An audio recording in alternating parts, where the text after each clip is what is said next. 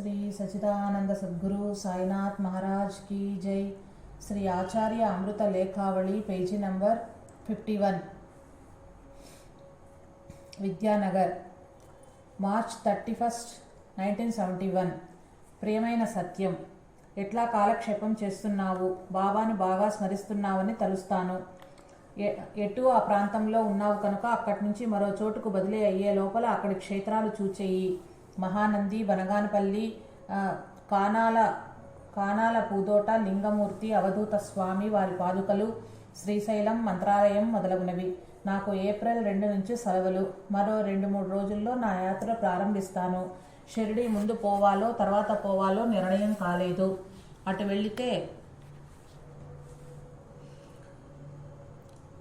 వెళ్ళేటప్పుడు కానీ తిరిగి వచ్చేటప్పుడు కానీ దిగి మిమ్మల్ని చూచి వస్తాను. అంతా క్షేమమని తలుస్తాను. ఇట్లు సోదరుడు ఈ భరద్వాజ. అద్భుతమూర్తియగు పూండి స్వామిని దర్శించుకోమని వ్రాసిన ఉత్తరములో శ్రీ సత్యం పట్ల ఎంతటి ప్రేమ దాగి ఉందో, ఒక మనిషి సాటి మనిషిని ఆంతర్యంలో అంతకు మించి ప్రేమించలేడు కూడా. తనకంటే వయసులో కూడా చిన్నవాడైన సత్యంగారి శ్రేయస్సు కోసం ఎంతగానో బ్రతిమాలాడు. ఇది వారికి గాక మరెవ్వరికైనా సాధ్యమా?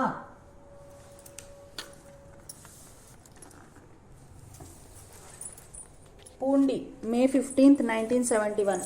Dear Satyam, I came to Tiruvannamalai on 11th and here on 13th at 10 am. I want to stay here tonight, third night, and leave tomorrow.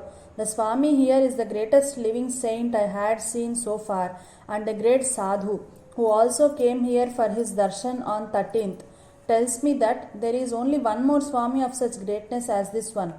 I feel that whether you see any other saint or not, whether you can do any sadhana or not, you must see Sri Pundi Swami.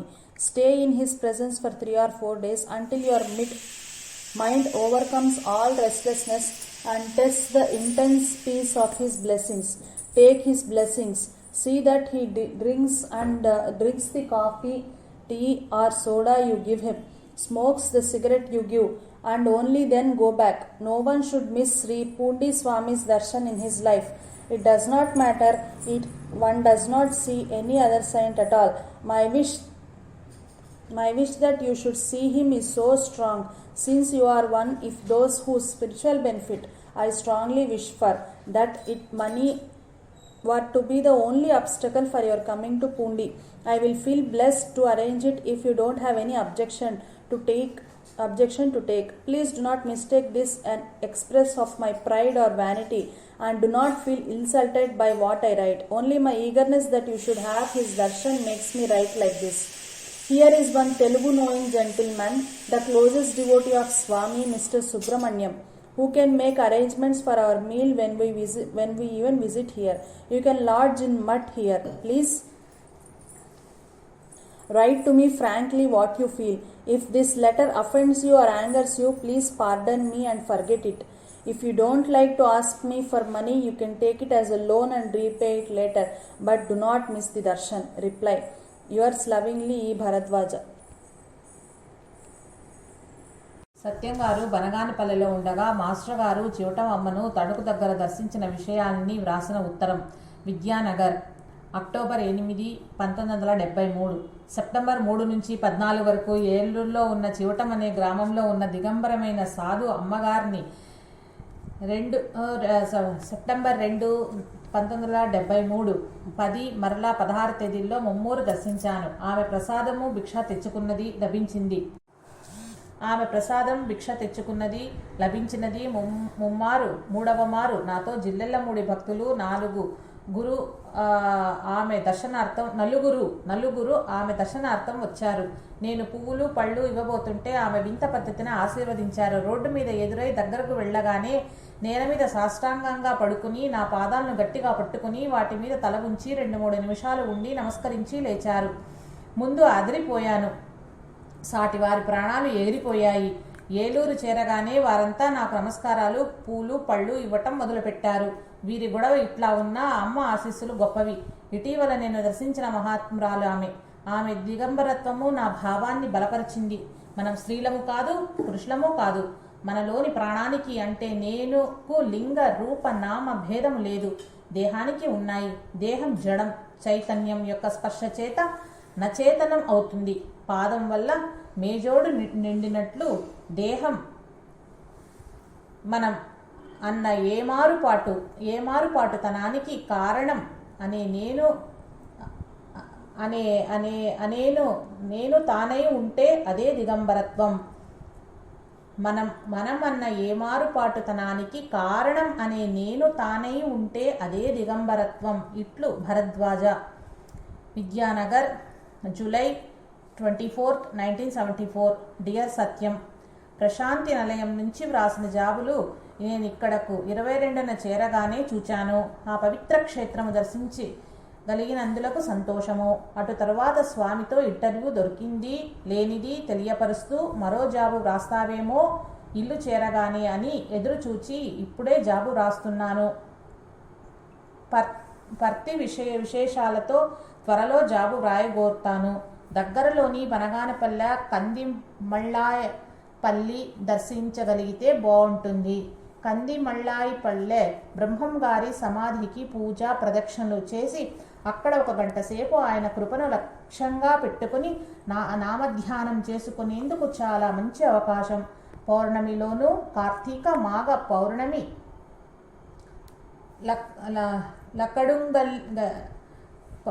మాఘ పౌర్ణమిలక్కడ ఉండగలిగి వారు సమాధి అయిన తిథికి వెళ్ళగలిగితే చాలా మంచిది. మీరు నామం చరిత్ర పారాయణం బాగా చేసుకుంటున్నారని తలుస్తాను. ఇట్లు భరద్వాజ. శ్రీ సత్యం గారు రాసిన మాస్టర్ ఈబి గ్రంథము నుండి స్వీకరించబడ్డవి. ప్రస్తుతం శ్రీ సత్యం పావరాజు తోట చీరాలలో ఉన్నారు. అన్నగారి కుమారుడు శ్రీ విక్రమాదిత్య తనకు మనస్సు సంతోషంగా లేదని తెలపగా మాస్టర్ గారి సమాధానం. Vidyanagar, August 20, 1977. Dear Vikram, Baba bless you. So happy to see you that deed was finalized, but sorry to know you are not well. Pray Baba grant your health and cheer. The emptiness you complain of is the basic problem of all. People try in vain to drown it down with indulgence in pleasure, vice, wanderliness, etc. Nothing that we can do ever dissolve it. Birlas have it as much as you and I, and that is what Buddha called dukkha, sorrow or cause of misery. It arises because the perfect self deludes itself into considering it a finite, embodied being distinct from the rest of existence. You feel it more keenly than the others do because of the greater inner clarity you have inherited from grandfather and nurtured by spirituality. Others being engrossed in the means to drown it, not dissolve or eliminate it, and so are less keenly aware. All attachment activities are desperate attempts of the soul to evade what is cannot resolve, like every twing else in the nature. Neither sleep not. Death can resolve it, else our previous deaths would have ended it, and we will not be here now. Its end is the destruction of ignorance. Borrow Who I Am by Bhagavan Ramana Maharshi from Sri Hanumantarao. Read 1 or 2 verses every day and will learn that during all leisure hours when free, at bedtime, etc. Try to see the limits of yourself which is conscious of its body and world. See what it is. By seeing the emptiness will dissolve. You see that there is only fullness, and lack of its recognition is what we experience as emptiness. Remember, everyone around you is a victim of that. Learn to feel corruption for them till you are flame to do something to alleviate it. In that absorbing inner and outer preoccupation, the non-existence of the emptiness which is vaguely recognized in self-enquiry becomes a concrete, tangible experience regarding any other practical steps in life. We will have a talk. Till then, don't give scope for passive yielding to such notions. Be dynamic and struggle with it. That's the game of life. There is nothing to gain by death or lose by living struggle. Play the game with no concerns. I am ever with you, and I am hidden behind that veil of vacancy.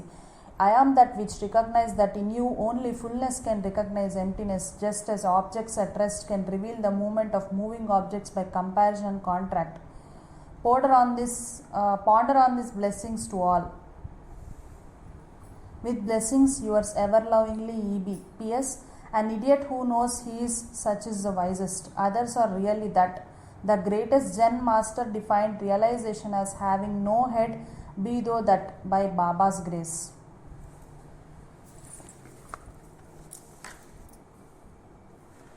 Ongole April 26, 1985. Dear Vikram and Satyam, ఏమాత్రం వీలున్నా అవసరమున్నా చీరాల స్వామి మీద నేను వ్రాసిన script చూసి September 1, 1983 పత్రికలో పుటలు 4 or 5 చూచి చీరాల స్వామి గురించిన వ్యాసం మరొక విధంగా కూర్చి వేయగలిగితే బాగుంటుంది. ట్రై చేయవచ్చు. వీలు పడకుంటే బాధపడవద్దు. భరద్వాజ. పిఎస్. రేపు తెల్లవారుజామునే నేను నంద్యాలకు వెళ్తున్నాను. 1 week or 10 days అక్కడే రెస్ట్ తీసుకుంటాను. కరస్పాండెన్స్ అంతా ఇక నంద్యాలకు చేయండి. నా ఒంట్లో బాగున్నది. అందరూ క్షేమమని తలుస్తాను. కంచిస్వామి వారి వ్యాసాల నుండి మ్యాటర్ అవసరమైతే పిన్ని చేత ఎడిట్ చేయించుకొని సంచికలో వాడుకో. సత్యం గుర్తు పెట్టి ఇచ్చి వెళ్ళి ఉంటే ఇంకా సంతోషం. Baba bless you. E B. Shri Vijayakumar, Shrimati Sulochana, Krottapalem, Vidyanagar దగ్గరకు వ్రాసిన లేఖలు. విద్యానగర్, మే 30th, 1976. డియర్ విజయకుమార్, ఆశీస్సులు. నేను ఈరోజు తిరుపతి నుండి వచ్చాను. నాకు స్పాట్ వాల్యుయేషన్ 17th ప్రారంభం కావటం వల్ల కలవలేదు. అయినా షిరిడి నుండి పంపిన ఆశీస్సులు నీవు నాకెన్నడూ దూరం కావని తెలపటం లేదా? నీ జాబ్ ఎంతో బిజీగా ఉంటుందని, పే చాలా తక్కువని, నీ జాబే కాక ఈరోజు బస్లో కలిసిన మీ చిన్నాయన గారబ్బాయి ద్వారా తెలిసింది. బాబాను ప్రార్థిద్దాము, తప్పక అనుకూలం చేయగలరు. ఒక్క విషయం, తిరుమలలో జూలైలో 3 నెలల course. Transcendental meditation, Mahesh Yogi institute of creative intelligence వారు నిర్వహించుతున్నారు. అన్ని పేపర్స్లో ఒక అడ్వర్టైజ్ అవుతుంది. 450 రూపీస్ డిపాజిట్ చేయాలి. కోర్సు కాగానే పీజీఎస్ఎస్ 500 రూపీస్ ఇచ్చేలా ఇస్తారు. ముందు ట్రైనింగ్ కోర్సు వారే పంపుకొని చాలా పెద్ద జీతాలు ఇస్తారు. ఇహపరాలు రెండింటికి పనికి వస్తుంది. కోర్సు విషయాన్ని గ్రహించాను. బాగున్నాయి. అంతవరకు వీలైనంత వరకు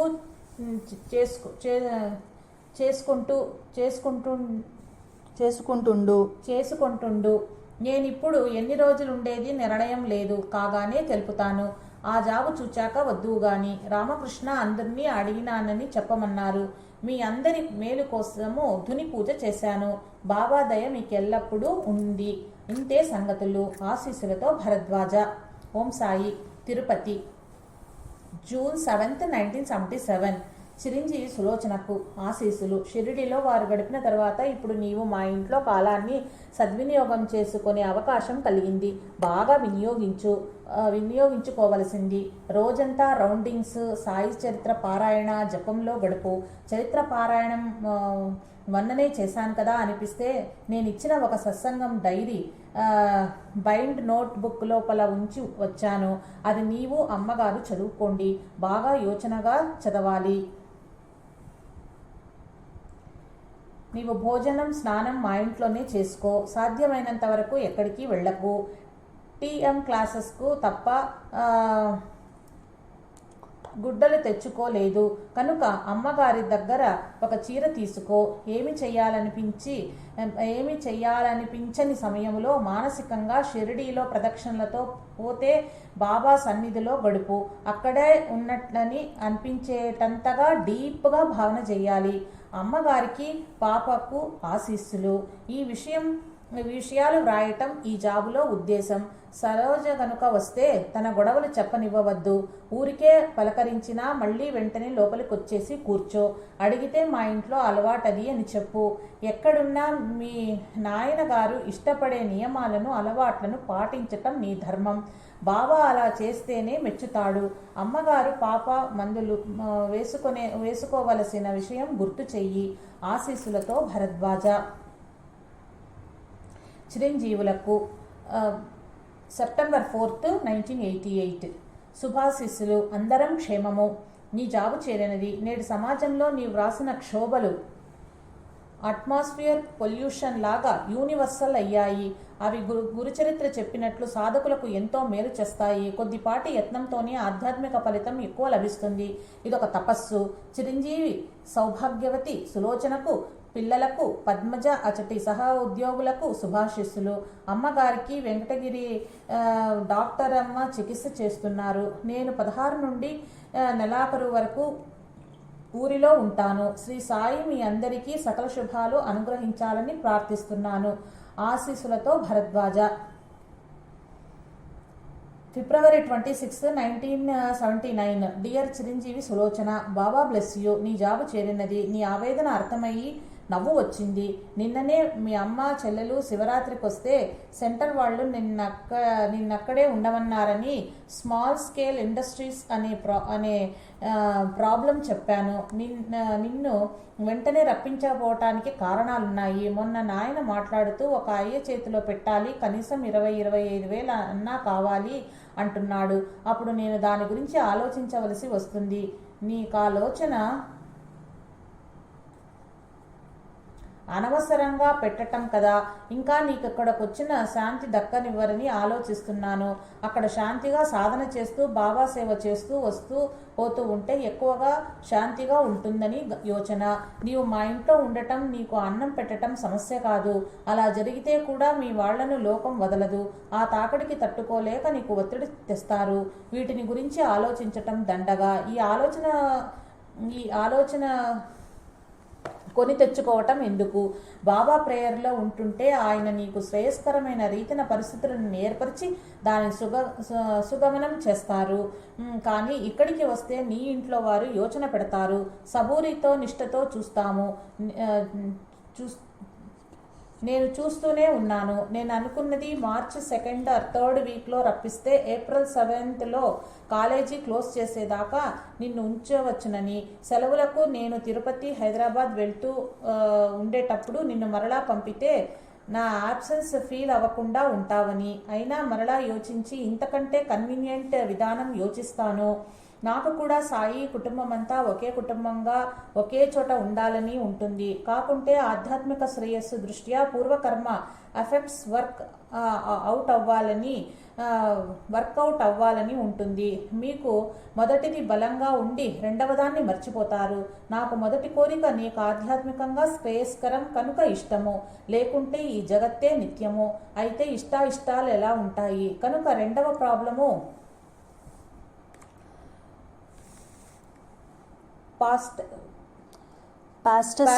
గా వర్కౌట్ అవ్వనివ్వాలని ఉంటుంది. అలా కాకుంటే ఇదే ప్రాబ్లమ్స్, వర్రీస్ మన జన్మలో కూడా ఫేస్ చేస్తుండవలసి రావటం ఎందుకు? ఫైనల్గా ఈసారి వీటిని నశింపచేయాలని ఉంటుంది. బాగా ఆలోచించి మీకేది మంచిదో నేను బాగా ఎరుగుదును. డాక్టర్ వలె టెంపరీ పెయిన్ అయినా ట్రీట్మెంట్ వలె లాంగ్ హెల్త్ వచ్చేటప్పుడు చెయ్యాలి కదా. నేను చిరంజీవి లక్ష్మికి మీకు వ్రాసిన జాబు చేరి ఉంటుందని తలుస్తాను. అమ్మగారు నీకు ఆశీస్సులను చెప్పమన్నారు. వేదమ్మ నిన్ను తలుస్తూ ఉంటుంది. శివరాత్రి సత్సంగంలో గడిచిపోయింది. ఇట్లు ఆశీస్సులతో భరద్వాజ.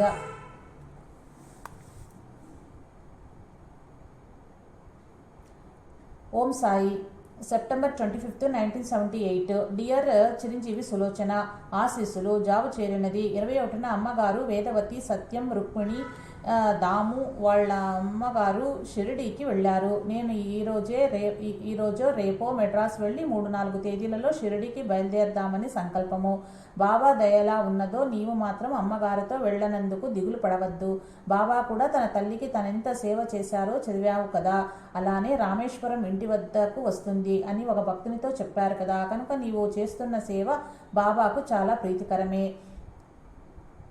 ఎన్ విద్యావతి జాబు రాస్తూ నీ అడ్రస్ కోరితే పంపాను. ఆ అమ్మాయి నిశ్చయంగా వ్రాయలేదు. అమ్మగారిని నాన్నగారిని అడిగినానని ఆశీస్సులతో చెప్పు. ఆశీస్సులతో భరద్వాజ. చిరంజీవి డి రాజసులోచనకు ముస్సోరి యూపీలో టీఎం సెంటర్లో టీచర్గా ఉన్నప్పుడు విద్యానగర్లో ఉన్నంత సంతోషం తనకు అక్కడ లేదని వ్రాయగా అందుకు మాస్టర్ గారి సమాధానం. Vidyanagar, September 30th, 1977. Dear Chiranjeevi Sulochana, నిన్ననే 3 సాయి పటములు, ఈరోజు సాయి విభూతి పంపుతున్నాను. సాటి వారికి సాయి గురించి తెలిపిన అదృష్టం నీది. రీడింగ్ సరిగా జరగటం లేదు అన్నావు. ఒక సాటి ఆడపిల్లకు రాని ఎంతటి అవకాశం నీకు వచ్చింది గుర్తుంచుకో. జీవితంలో కాలాన్నంతటినీ సాధనకే వినియోగించుకునే అవకాశం అందరికీ రాదు, ఎల్లప్పుడూ రాదు. కనుక జాగ్రత్తగా చేస్తూ సైలెన్స్ అబ్జర్వ్ చెయ్యి. జపం, ధ్యానం, రౌండింగ్స్, పారాయణ, సాయి గురించి మాట్లాడుతూ మాత్రమే చెయ్యి. విద్యానగర్లోనే బాగుందంటున్నావు. జీవితంలో ప్రతివారు తమకు లభ్యం కానిది ఎక్కువైందని వాపోవటంతో దొరికిన దాన్ని సద్వినియోగించుకోలేకపోవటం చూస్తున్నాము. కనుక తృప్తి, సంతోషం మనస్సు ఎక్కడైనా ఏ పరిస్థితిలోనైనా బాగుంటుంది. అవి లేని మనస్సు ఎటువంటి పరిస్థితిలోనైనా అసంతృప్తి పడేందుకు కారణాన్ని వెతుకుతుంది. ఈ అవకాశం అటు సాయి కృప వలన, నా ఆజ్ఞ వలన నీకొచ్చింది. దీని సద్వినియోగం చేసుకోవటంలోనే మంచి ఉన్నది. కనుక తీవ్రంగా కృషి చెయ్యి. పాప వేదవతి బాబా లేలే అంటూ భజన చేస్తున్నది, పారాడుతున్నది, నుంచునే యత్నం చేస్తున్నది. బాబా నిన్ను బాగా అనుగ్రహించుగాక. అమ్మగారు ఆశీస్సులని శ్రీదేవిని అడిగినట్లు చెప్పమన్నారు. ఆశీస్సులతో భరద్వాజ. శ్రీ వేణుగోపాలరెడ్డికి మానెంపల్లి, లేపాక్షి మండలం, అనంతపురం జిల్లా రాసిన లేఖ. Vidyanagar, July 25th, 1978. చిరంజీవి వేణుగారికి బాబా ఆశీస్సులు. మీ స్థితిలో షిరిడీ వెళ్ళి వచ్చిన తరువాత మార్పు గురించి చాలా ఆనందించాను. గురు పూర్ణిమ బాగా జరిగినందుకు సంతోషము. మందిరం పని నెమ్మదిగా సాగుతున్నది. గాళ్లు తవ్వాలి. కొంత రాయి, సిమెంట్ వచ్చాయి. 1 వారంలోగా పని ఆరంభించవచ్చును. విరాళ సేకరణ చాలా నెమ్మదిగా జరుగుతున్నది. స్థానికంగా నాయన గారి ద్వారా మీరు కూడా మీకు చేతనైన సహాయ సహకారాలను అందించిన చాలా సంతోషము. సాయి లీలామృతము ఇంగ్లీష్లో అచ్చు అవుతున్నది. ఇంట్లో అందరం క్షేమము. క్షణం తీరక ఉండటం లేదు. బహుశా నవరాత్రి వెళ్ళాక కానీ నేను అక్కడకు రాలేమోనని అనిపిస్తున్నది. హిందూపూరు ఆ ప్రాంతంలోని మిత్రులు సహకారాన్ని అందించమని కోరానని నాన్నగారికి చెప్పండి. మన గురుదేవుని కార్యం కదా, మీ చెయ్యి ఉండటం కూడా యుక్తమే అనుకుంటాను. నాయనగారిని సోదరులను అడిగానని చెప్పేది. మీ భరద్వాజ. శ్రీమతి శ్రీ జయచంద్రారెడ్డి దంపతులకు FCI నెల్లూరు శ్రీ మాస్టర్ గారు రాసిన లేఖలు. జయచంద్రారెడ్డి గారు 1969-70 సంవత్సరంలో విద్యానగర్లో మాస్టర్ గారి విద్యార్థి. సందర్భము: కృష్ణా జిల్లాకి చెందిన మెహర్బాబా భక్తుడు శ్రీ కృష్ణారావు నెల్లూరు స్పిన్నింగ్ మిల్లులో పనిచేస్తూ సాయి బంధువుగా జయచంద్రారెడ్డి గారికి పరిచయమై శ్రీ మాస్టర్ గారి బుక్స్ చదువుతూ ఉండేవారు. అతను ఒకరోజు ఉన్నట్లుండి నన్ను బాబా ఉద్యోగం వదిలేయమంటున్నాడు, నేను రాజీనామా చేస్తానని పట్టుపట్టగా అప్పుడు జయచంద్రారెడ్డి గారు శ్రీ మాస్టర్ గారికి లెటర్ రాయగా వారిచ్చిన సమాధానము: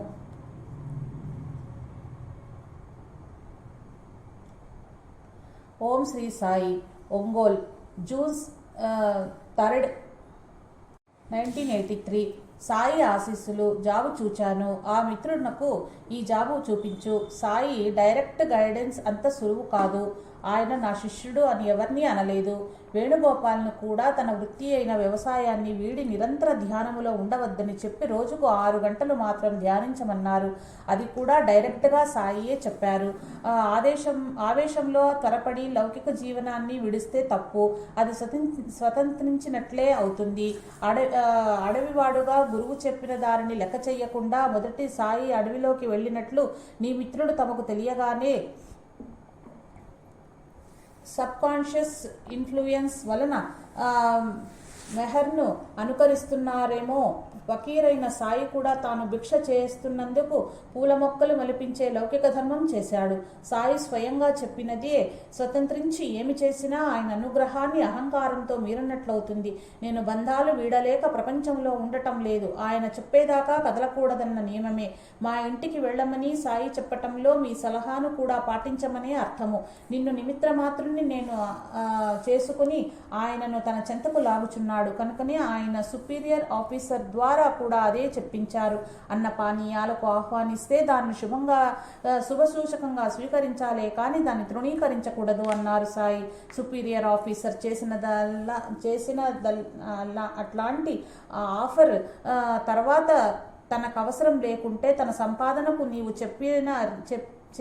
చెప్పి రీతిన మరికొందరు సాటి జీవులు సాయి సాంప్రదాయంలోకి రావటానికి దోహదం చేయాలి. తద్వారా మనకెన్ని జన్మలున్నా మన మనసు సాయి తన చెంత చేర్చుకొని ముక్తికి దోహదం చేసేవారు తారసిల్లుతారు. ప్రపంచాన్ని మనలా విడవకూడదు. పద్ధతిన సాధన పరిపాకంకు వచ్చినప్పుడు ప్రపంచమే మన నుండి జారిపోతుంది, పాత పన్ను రాలిపోయినట్లు. కనుక నా సలహాగా ఈ మాట చెప్పు. ఆయనను నీవు అర్థం చేసుకోలేకపోవటంతో ఆయనకెట్టి సంబంధము లేదు. శ్రీ ఉపాసని బాబాకు చెప్పినట్లు ఆయన డైరెక్ట్గా చెబితే తప్ప ఆయన జీవికను విడవకూడదు. ఆ స్థితిలో ఏ వ్యక్తులు ఇంట్లోనూ భోజనం చెయ్యక భిక్షతో తృప్తిపడి ఏదైనా పాటుపడ్డ ఆలయంలోనో శ్మశానంలోనో పాడుపడిన ఇండ్లల్లోనో ఏకాంతంలో మౌనిగా ఉండాలి. ఇది ప్రత్యక్ష సద్గురు ఆజ్ఞ గలవారికే వీలవుతుంది. తక్కిన వారికి పతనం తప్పదు. సద్గురువు ముందు ఆ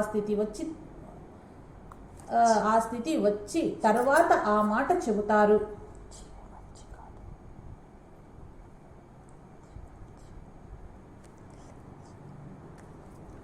గుహలో ఉపాసిని తపస్సు తర్వాత సాయి అలా చెప్పారని గుర్తించాలి. అలా కాక త్వరపడ్డవారు పశ్చాత్తాపపడి ఆధ్యాత్మికపై విముఖత చెందుతారు. ఇంతకంటే ఏమి వ్రాయను. ఇంకా ఆయనను మనం అర్థం చేసుకోలేదని వారనుకుంటే ఇక మౌనమే ధర్మం. సబ్స్క్రిప్షన్స్తో పాటు ఒక ఇష్యూకు పేపర్ డొనేట్ చేసేవారెవరైనా ఉన్నారేమో చూడు. డాక్టర్ డిటి ఫాదర్తో అపాయింట్మెంట్ ఫిక్స్ చేసుకుని భరద్వాజ.